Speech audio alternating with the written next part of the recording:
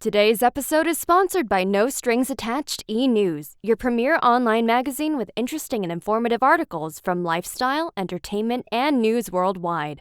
Visit the website to find out what's buzzing on nsaen.com. Welcome to the talk show Life Stories with Marc Hoberman. The goal of this show is to provide a learning experience to people of all ages, with guests from various fields in academics, a wide range of industries, and insight into the many forms of art, athletics, and entertainment. We hope you enjoy the show. Author Tommy Canale is today's guest. Tommy will talk about his new book, Shadows Over Clear Lake, the tragic tale of the 1959 Winter Dance Party Tour. Author Tommy Canale, welcome to Life Stories with Marc Hoberman. Thank you so much, Mark, for having me. I'm excited to be here and talk about my book. So thank you for having me again. Oh, such a pleasure. So excited to have you today. Before we get into the book and some other things, what does Tommy Canale do when he's not writing? Well, that's a great question. I'm originally known, I'm the National Scout Director for a company called Recruit Look, and we help high school athletes obtain college scholarships in a variety of different sports nationwide. And that's what I've been doing for the last 12 plus years. Outside of that, I had my own podcast for a while called Before the Lights. And then when I started getting into the book, I just didn't have any more time for it. So the podcast has been put on the burner for a while because this book has taken, as you know, as a fellow author, it takes a lot of time. Oh, yeah, definitely. And I have to tell you that it's funny because my show is Life Stories with Marc Hoberman. It doesn't leave much to the imagination. But Before the Lights, just walk me through that title. So Before the Lights is interviews with those in music, sports, and entertainment, and you can take that and branch it however far off you can go, because I did. And I basically interview people on their path to how they got to get into the lights, basically. So we talk about their childhood, and I'm a big researcher, as this book I wrote is big in research, and I do a ton of research on every guest, and I try to find questions that they haven't been asked before. So I'm always trying to dig in to who they were before the lights. Love it, love it. So I want to talk about the spark of your inspiration, because I want to talk about the research. There's so much to talk about, so little time. So what first drew you to the story of the 1959 Winter Dance Party Tour? And what made you decide it was time to tell that story in book form? And by the way, here we are. So Shadows Over Clear Lake. Yes, Shadows Over Clear Lake. So tell me about that. What made you? How it started, Mark, is I've always been a big music guy, still am. I have an extensive vinyl collection. I knew the story about this plane crash and who was involved. And in September of 22, my mother and sister and I decided to take off out of Las Vegas, where we all live, on a road trip and just go on vacation for like 10 days and get some stops. And they asked me to plan this. So I did. And we were heading from the Red Rocks Amphitheater in Colorado to go to Dyersville to the Field of Dreams, which I had been to before, but they had not. And prior to us leaving, I thought there's got to be something else in that area. And I looked it up and I'm like, oh, wait, the day the music died is an hour and a half from there. So we went to the crash site first. And when we left there, I was like, there's a vibe there. It wasn't like something had, I wouldn't say moved me at that point, but there was a vibe to me about being at the memorial site. And then we traveled over to Surf Ballroom where they last played, and we walked in the front door. That was it for me. That place, being as it was in 1959, just has resonated with me. I still get chills when I walk in the front door there, as I just did last couple weeks. There's something about that place that resonated with me so deeply that I wanted to know a lot more about this story. I knew there was more than I didn't know. Right. So I did some research, Mark, and then I did a podcast in 23 on the same date of February 2nd, which would have been the last night they played, because the plane took off after midnight on the 3rd. And I called it The Last Dance Party. And that podcast, Mark, kept showing up in my analytics like in the top 3 for well over a year. I'm like, wow, if there's so much interest in this, I'll give them a follow-up podcast, because I had learned so much more. And I don't like to write. I hate to write. I'm not a writer. I say that all the time. I'm not a writer. I'm a researcher. And I started to type on my laptop, and before I knew it, I said, I'm going to write a book. There was just too much left to put it into a podcast form. Well, you certainly explore, a story of resilience in history. Do you have any kind of personal connection, or your parents, to the music, to Buddy Holly, Richie Valens, or the Big Bopper, that inspired you to dive even deeper into this tremendous research pit? There's so much research you had to do. The music, I mean, my parents were big into the 50s for sure. My mother, more on my mom than my dad. But like I said, I've just been a big music guy. I love the 50s. I love all genres of music, but there's something about that distinctive sound of the 50s. And I just did this recently, Mark. I had people raise their hand at a presentation I did and said, "Who grew up in the 50s?" And then everybody that didn't, I said, "I want you to turn your eyes to those that just raised their hands, because watch this.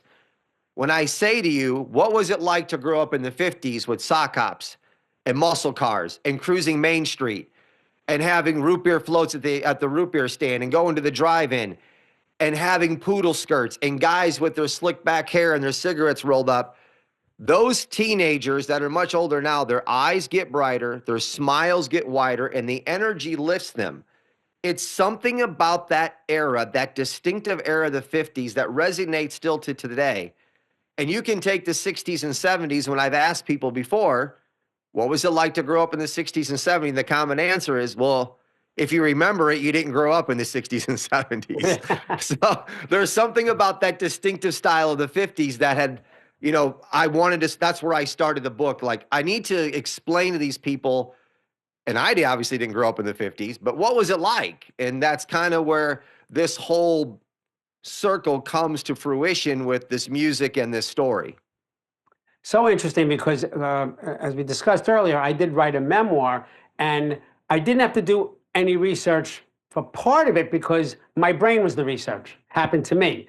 But I had to, it's based on epilepsy, and I had to do some research on that. But back then, when I was a teenager, there was microfiche, which you and I know what that is. But if anybody's under 40 here, they think it's a small fish. It's not a microfiche; it's microfiche. But now, I mean, I taught in my previous life. I taught for over 30 years, and now when you tell people what's research, AI, ChatGPT, that's not really research so much. So, researching an event from over 6 decades ago must have had its challenges. So what were some of the obstacles you faced in finding not just sources, but reliable sources to uncover these new details? Yeah, I say there's two parts to that, Mark. The first one is finding the people. I really wanted to paint a picture from people that were there at the last show in February 2nd at the Surf. And I was able to find people that had been to shows prior to them getting to Clear Lake on this winter dance party tour. But the people at the Surf were fantastic in helping me, because if you ask people, the amount of people that say they were at the show far exceeds the amount of people that can fit into the Surf ballroom. So I had to get some people there that could actually verify that, hey, we have some individuals that are willing to talk to you that we know for sure were at that show. So that was the first challenge of getting that verified for me, because I wanted confirmation on anything I was going to put in the book. I wanted confirmation. So once I got to that, I had crossed that one. The other one is, the story of the crash and what happened that night is still somewhat of a mystery. Although I think I've been able to paint a pretty good picture from talking to some pilots and aviation experts that study crashes. But for me to really dive into it, what I had to do, Mark, is I had to file a Freedom of Information Act and get everything I could from from the FBI, from the NTSB, from the Civil Aeronautics Board, which was previous to NTSB, the police reports, the autopsy reports, the coroner reports, to really get deep into this of, okay, what do we have here and what can I pull out of it? So that was the two parts, was, getting the people that have been verified, and then getting this information from the Freedom of Information Act that it allowed me to dive in and really get deep into the subject. If you could travel back to the 1950s with Doc Brown and Marty from Back to the Future, you'd find a simpler, more innocent time. At gas stations, attendants greeted you by name, pumped your gas, checked your oil, and even cleaned your windshield. A full service experience often taken for granted. Teens were happy, energetic, and artists sang with enthusiasm, delivering carefree lyrics like, "Why do birds sing so gay?" without concern for misunderstanding. February 3rd, 1959 marked a tragic day in rock and roll history with the deaths of Buddy Holly, Ritchie Valens, and the Big Bopper in a plane crash after performing at the Surf Ballroom in Clear Lake, Iowa. These artists significantly shaped the genre. A DJ turned musician known for his comedic style, a hit from the Kid with La Bamba, and the iconic headliner recognized by his signature glasses. This book explores the 1959 Winter Dance Party, the Surf Ballroom, and the impact of that fateful flight. It shares stories from witnesses and reflects on the profound loss by the teenage generation, whose legacy endures 65 years later. As Buddy Holly said, the sounds and memories of the 50s will not fade away.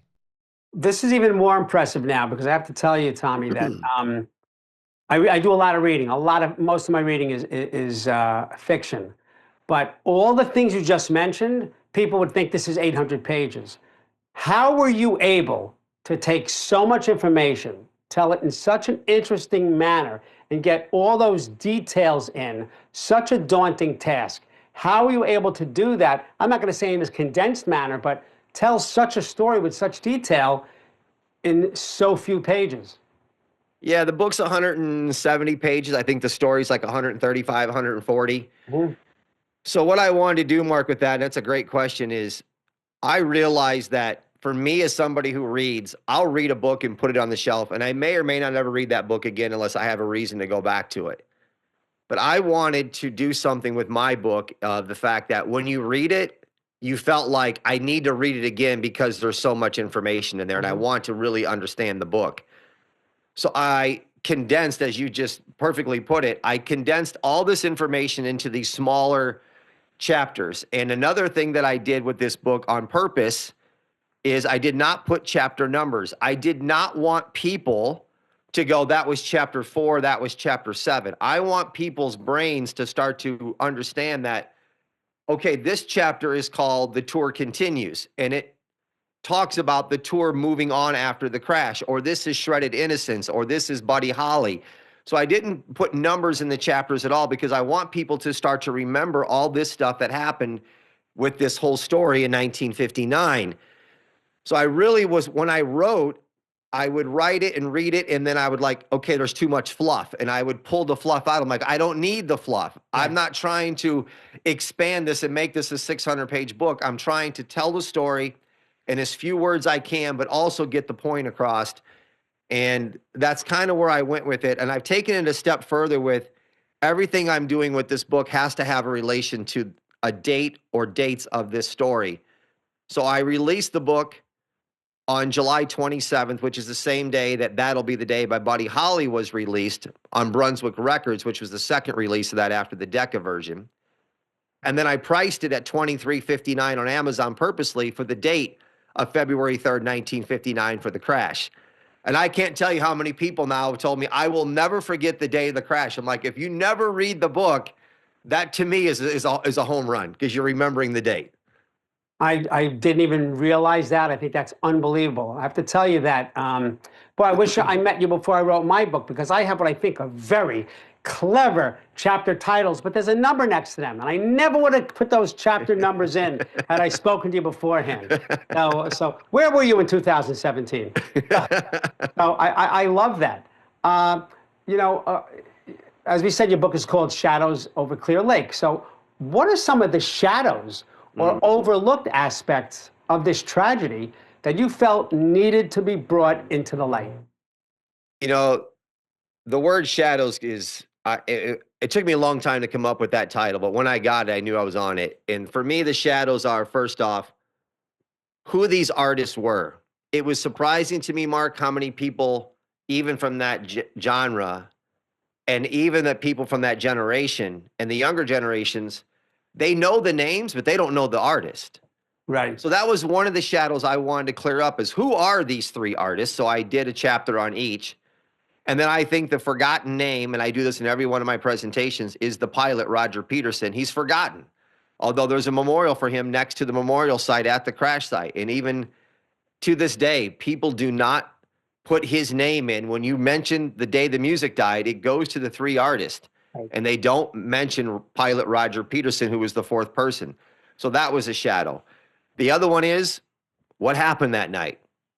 How did this whole thing happen with Buddy getting this plane together? And there's so many stories of, well, was Waylon Jennings supposed to be on that plane? And was Richie Valens? So there was all these shadows with that I cleared up. And then, how did they get to the airport? What was the weather like? And then what could have happened on the plane?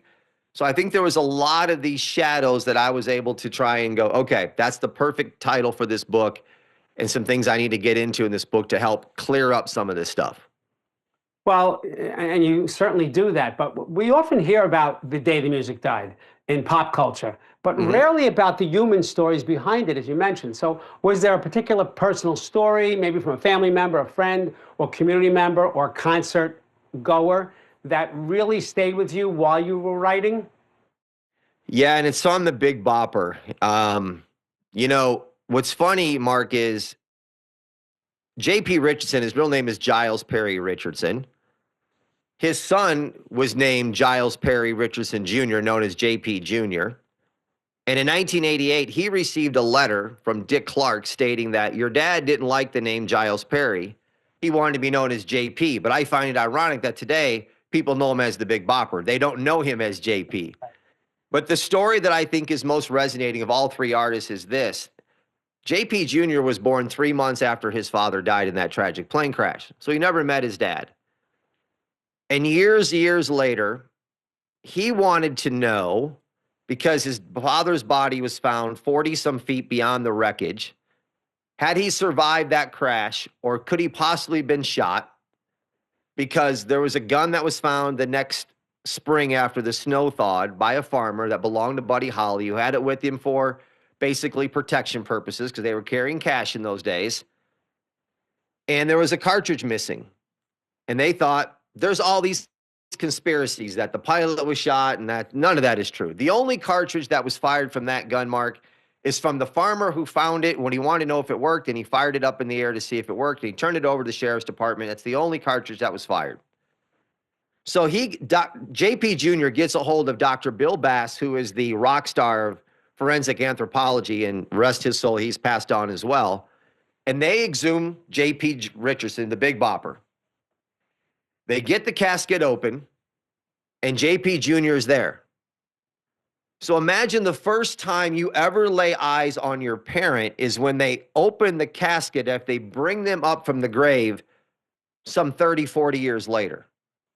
And the guy who took the photo, and I have a photo that I use in my presentations, told me that he pulled up a chair and sat down and quietly spoke to his dad for about 90 minutes. And that story has resonated with me more than anything with Buddy Holly and Richie Valens. But that story, and now J.P. Jr.'s passed. Unfortunately, the whole family has passed on at this point. But that story has resonated with me, and one I'll probably never forget. Well, you talk about legacy and lessons. What lessons do you think today's young people, especially those aspiring to have careers in music or entertainment, what can they take from the lives of, because they died so young, Buddy Holly, Valens, Richardson? I think first off with Buddy Holly, his musical outreach has to be close to the thousands. We wouldn't have the Beatles. We wouldn't have the Stones. We wouldn't have Bob Dylan. Dylan tells the story that he saw Buddy Holly in Duluth, Minnesota on that tour, and they locked eyes, and he knew right then he wanted to be a musician because of that. But his real name is Robert Zimmerman, and people don't even know that Robert Zimmerman is the guy that laid eyes on him, and he's Bob Dylan. But his musical outreach continues to grow, and the amount of people that continue to credit Buddy Holly for their musical influence just continues to vastly grow. And I think that the younger generation needs to understand that the music you are listening to today probably has some kind of family tree that goes back to either J.P. Richardson, Richie Valens, or Buddy Holly. I think it has to go back somewhere in there pretty close. People think that Big Bopper was a one-hit wonder with Chantilly Lace, but it's far beyond that. He wrote White Lightning, which was George Jones's first 1959 number one hit, and Running Bear by Johnny Preston.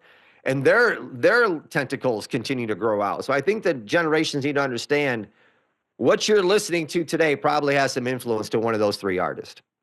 Oh, sure. It can always trace back to that. And I've been to a lot of concerts with some of the, I'll say, older people who were so famous in the 50s and certainly the 60s. And many times they talk about some of these artists as you do, but I've heard a couple of times, I'm forgetting the names now, of people who they claim were supposed to be on that plane. You mentioned one person, I think. But do you know who was supposedly supposed to be on the plane that night but didn't? Because somebody gave up their seat to somebody. Yeah. So after Buddy got the plane set, it was going to be him, the pilot, Waylon Jennings, who was playing bassist on the tour, and Tommy Alsop, who was the guitarist on the tour, because the Crickets had broken up in December of '58.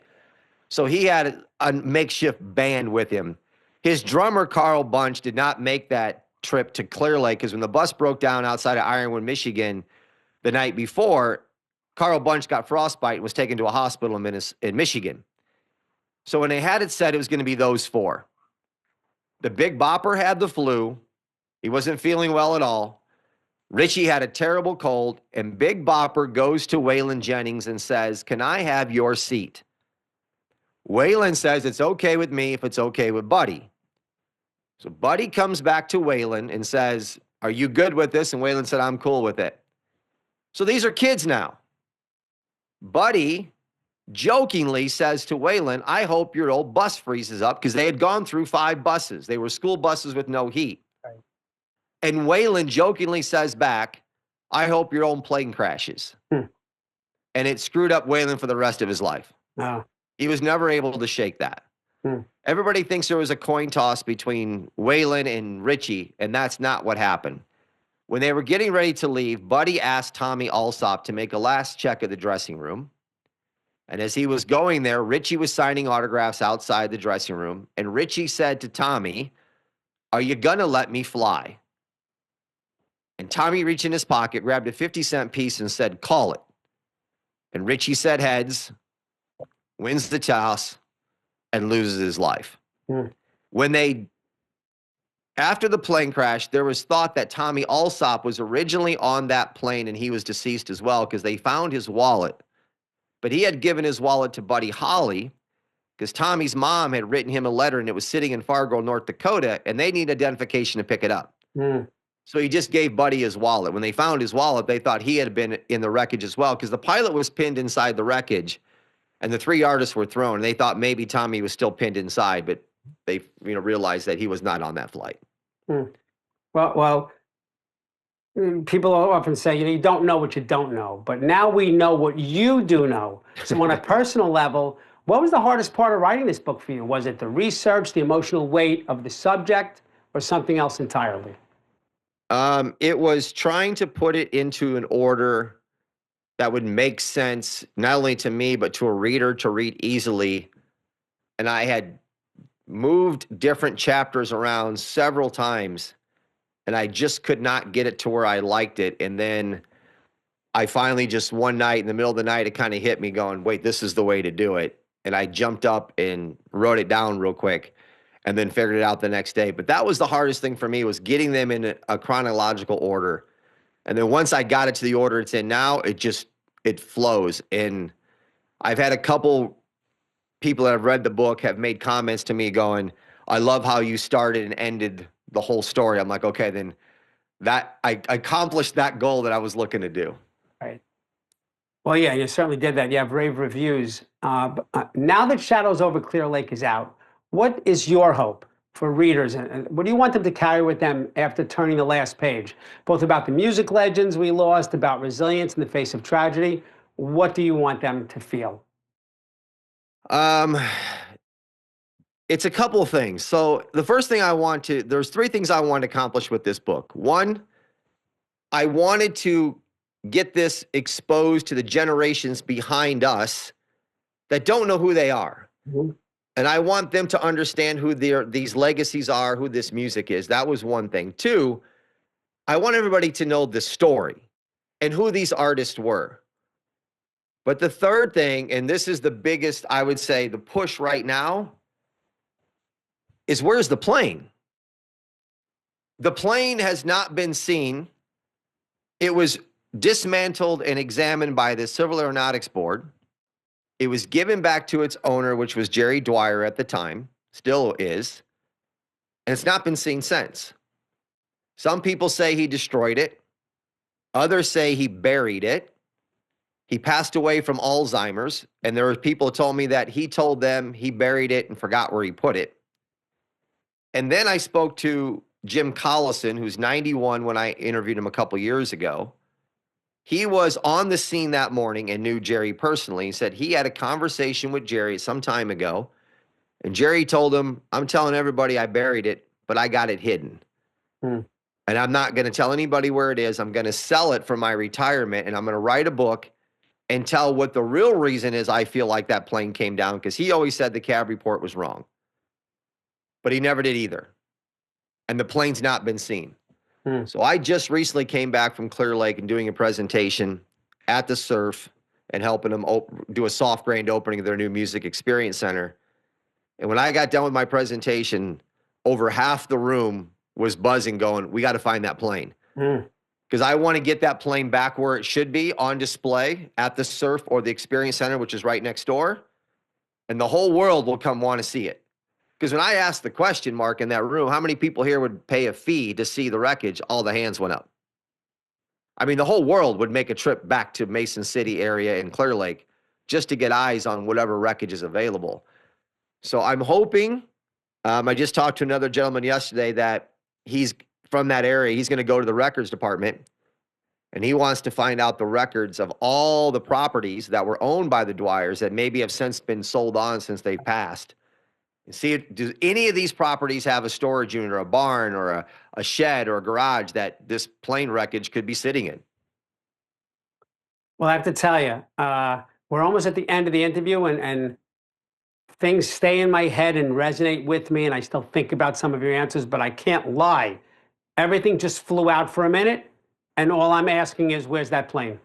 I mean, I have to tell you, and I think you asked the wrong question. I want you to go next time you do a presentation and say, how many people wouldn't pay? I don't think you'd find a hand anywhere. No, you probably not. I believe you are correct. Yes, unbelievable. So it has flown by. Tommy Canale, thanks so much for being here today and sharing your incredible written journey with us. And I wish you so much luck with the book, and can't wait to see what happens next. Thanks so much for being here. Thanks, Mark. I appreciate it. Thank you for watching Life Stories with Marc Hoberman. To contact Marc, email him at info@lifestorieswithmarchoberman.com or visit him on social media through Facebook, Twitter, Instagram, TikTok, and LinkedIn. Thank you for watching Life Stories with Marc Hoberman.